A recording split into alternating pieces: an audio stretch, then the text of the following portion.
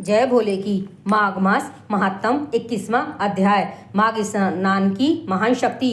वेद निधि ने कहा कि हे ऋषिवर, आप इन बालकों की मुक्ति का साधन बताइए। इनकी प्रेत योनि किस प्रकार नष्ट हो सकती है। लोमश ऋषि बोले, एकमात्र उपाय यही है कि यह माघ स्नान करें। माघ स्नान से ही तीर्थ स्थान पर किए गए पाप और श्राप नष्ट हो जाते हैं। माघ स्नान में महान शक्ति है। वह पवित्र मास है। इस मास में स्नान करने से ही निश्चय ही मोक्ष प्राप्त होता है।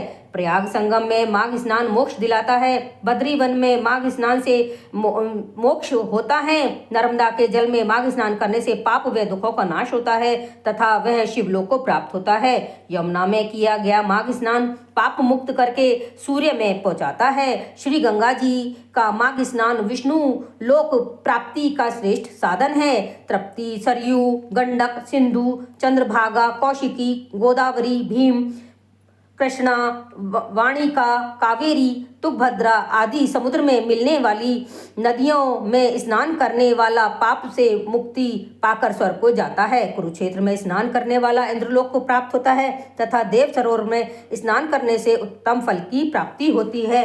हे विप्र, प्रत्येक नदी में स्नान करने का फल अति उत्तम है। इस स्नान से देवताओं की देह प्राप्त होती है।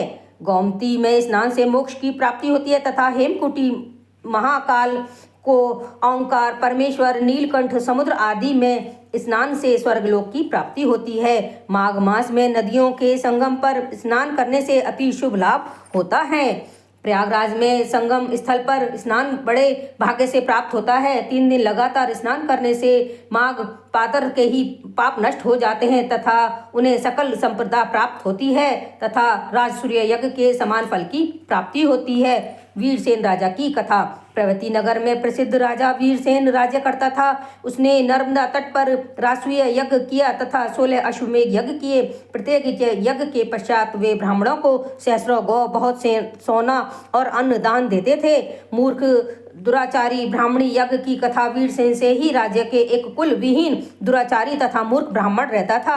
वह अत्यंत आलसी था। उसके घर में खेती थी परंतु वह घर में ही रहता था। एक दिवस क्रोध में उसने भाइयों से घर से निकाल दिया। भाग्यवश वह घूमता फिरता प्रयागराज पहुंच गया। वह माघ का मास था। उसको एकादशी सहित 3 दिवस लगातार त्रिवेणी में स्नान किया। तदनुसार उसके तमाम पाप नष्ट हो गए। वह घर लौट आया तथा उसकी गणना उत्तम ब्राह्मणों में होने लगी। देवयोग से राजा वीरसेन तथा भद्रक ब्राह्मण की मृत्यु एक ही समय पर हुई। लोमश ऋषि बोले, मैंने स्वयं उनकी गति स्वर्ग में देखी है। मैं तुम्हें इसी संदर्भ में एक और पुरातन इतिहास सुनाता हूँ। इसके सुनने से पिशाच योनि में स्थित तुम्हारे पुत्र तथा गंधर्व कन्याओं को अत्यंत लाभ होगा। इति माघ मास महत्व।